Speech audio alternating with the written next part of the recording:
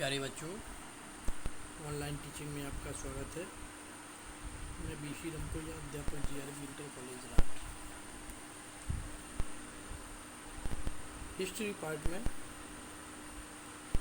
मैं आपको लेसन 5 मुद्रण संस्कृति और आधुनिक दुनिया, आज मैं इसके बारे में जानकारी देने जा रहा हूँ कि मुद्रण क्या है। मुद्रित या छपी हुई सामग्री के बगैर दुनिया की कल्पना हमारे लिए कितनी मुश्किल है। जब हमारे यहाँ छापे खाने का आविष्कार नहीं हुआ था तो सपोज देन उस समय क्या होता होगा, कैसे लोग यानी उसके बारे में जानते होंगे। हम अपने चारों तरफ जहाँ भी नज़र दौड़ाएं हमें कोई ना कोई छपी हुई चीज़ दिखाई देगी। किताबें, पत्र पत्रिकाएँ, अखबार, मशहूर तस्वीरों की नकलें, मेज़ पर पड़े नाटक के प्रोग्राम, सरकारी सूचनाएं, कैलेंडर, डायरी, सड़क के किनारे विज्ञापन एवं सिनेमा के पोस्टर आदि। हम छपा हुआ साहित्य पढ़ते हैं, पेंटिंग देखते हैं, अखबार पढ़ते हैं और सार्वजनिक दुनिया में चल रहे विवादों का जायजा लेते हैं। हम मुद्रित दुनिया के अस्तित्व को मानकर चलते हैं। यह सोचने की तो ज़रूरत नहीं पड़ती कि छपाई के पहले भी एक दुनिया थी। हम शायद ही महसूस करते हैं कि छपाई का अपना एक इतिहास है और इस इतिहास ने हमारे समकालीन ज़माने को आकार दिया है। यह इतिहास क्या है? समाज में मुद्रित सामग्री कब से चलनी शुरू हुई? आधुनिक दुनिया को बनाने में इसकी क्या भूमिका थी? आज हम इसके बारे में अध्ययन करते हैं। इस अध्याय में हम मुद्रण के सभी इतिहास को देखेंगे, कैसे यह पूर्वी एशिया से शुरू होकर के यूरोप और भारत में फैला। इस मुद्रण तकनीक के प्रसार और प्रभाव को सामाजिक जीवन में आए बदलाव से जोड़ करके समझने की कोशिश करेंगे। अब ये चित्र आप देख रहे हैं।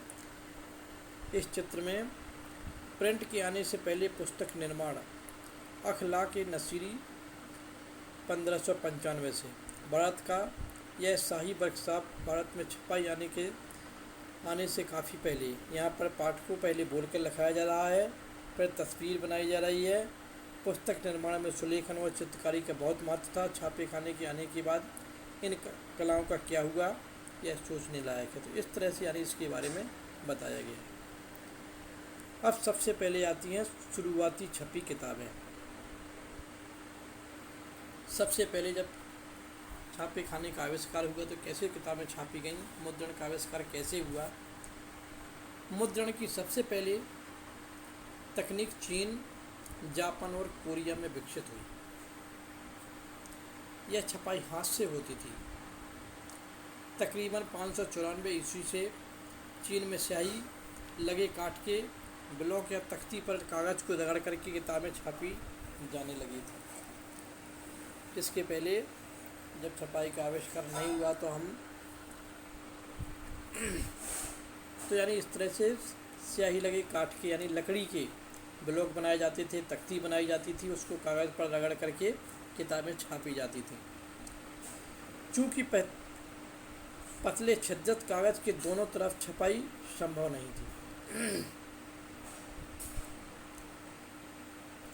इसलिए पारंपरिक चीनी किताब एकॉर्डियन शैली में किनारों को मोड़ने के बाद सिलकर बनाई जाती थी। ये एकॉर्डियन शैली में जो किताब बनाई जाती थी उनके किनारों को मोड़ने के बाद सिलकर बनाई जाती थी। किताबों का सुलेखन या खुशनसीबी करने वाले लोग दक्ष सुलेखक या खुशखत होते थे,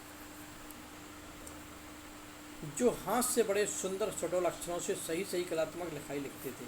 यानी ऐसी लिखाई लिखते थे, उनकी राइटिंग बहुत अच्छी हुआ करती थी कि जैसे कि छाप दी गई हो पहले, इस तरह से यानी लिखाई लिखी जाती थी। एक लंबे समय तक मुद्रित सामग्री का सबसे बड़ा उत्पादक चीनी राजतंत्र था।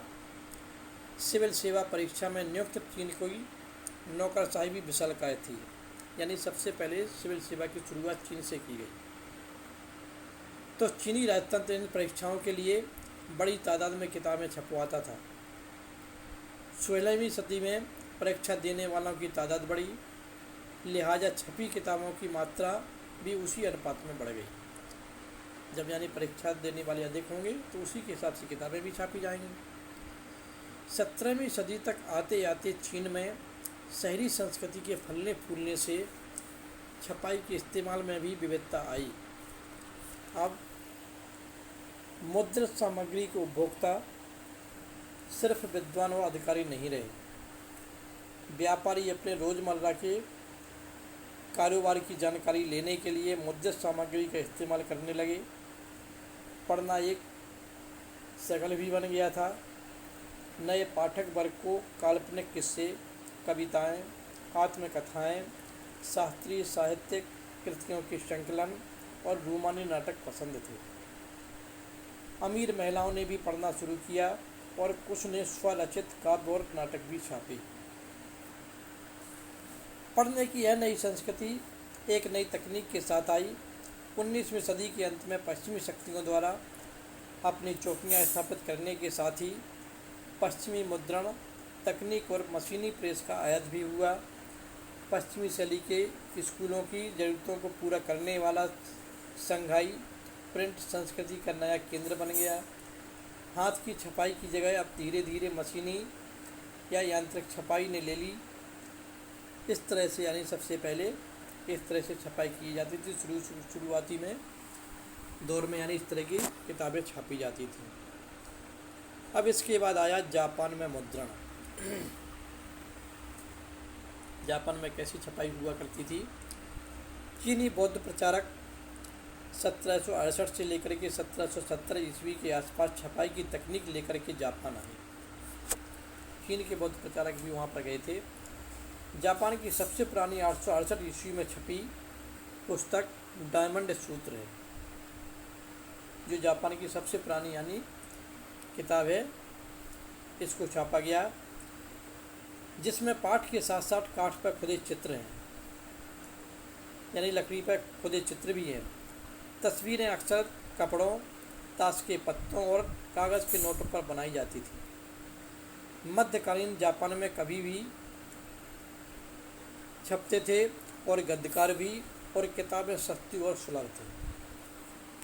तो यानी मध्यकालीन आते आते धीरे धीरे यानी किताबें छापी जाने लगीं, और सबसे पहले कवि भी छपते थे, गद्यकार भी छपते थे, किताबें सस्ती और सुलभ थी उस समय मध्यकालीन जापान में। 18वीं सदी के अंत में एदो, जो बाद में जैसे टोक्यो के नाम से जाना गया,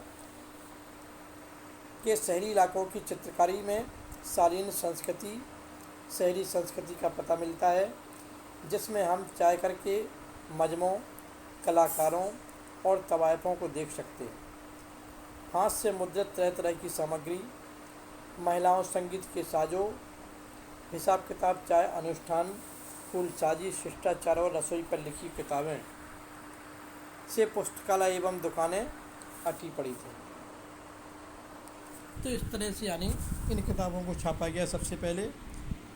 अब ये दिया गया है ब्लॉक 13वीं शताब्दी के मध्य में त्रिपिटका कोरियाना वुड ब्लॉक्स मुद्रण के रूप में बौद्ध ग्रंथों का कोरियाई संग्रह है। इन ग्रंथों को लगभग 80,000 वुड ब्लॉक्स पर उकेरा गया था। इन्हें 2007 में UNESCO memory of the world register में अंकित भी किया गया है।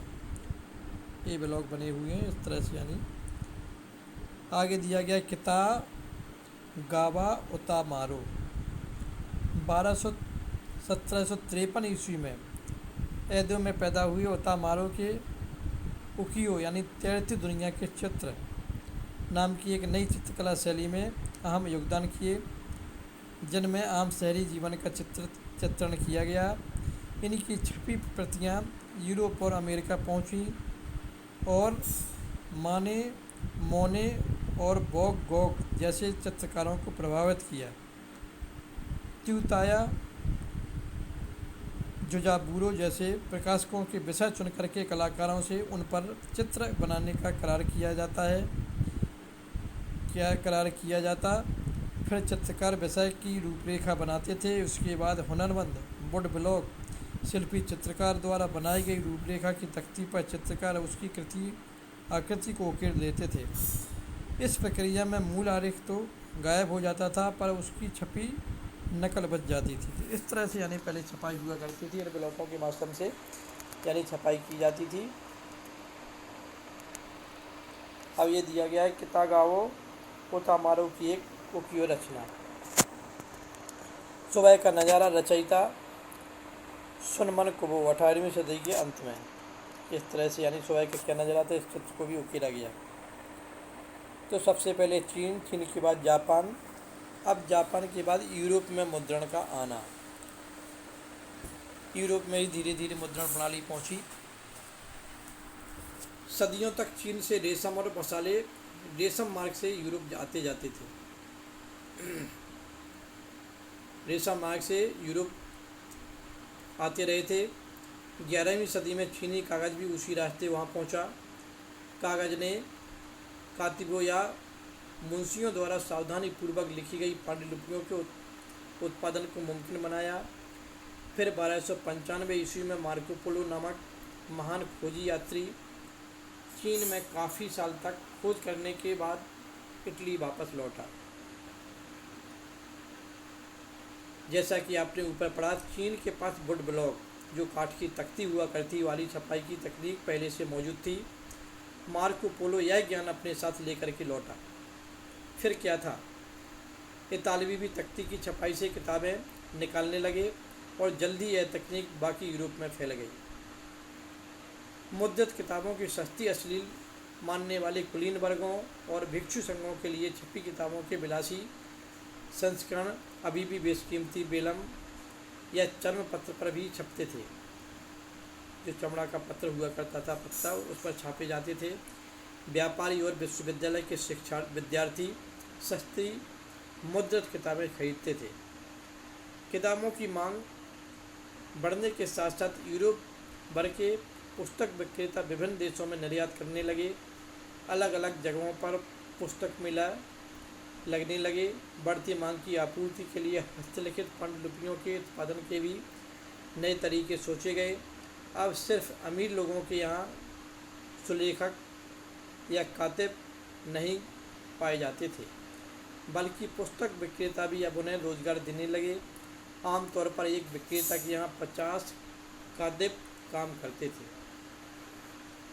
लेकिन किताबों की आबाद बढ़ती मांग हस्तलिखित पांडुलिपियों से पूरी नहीं होने वाली थी।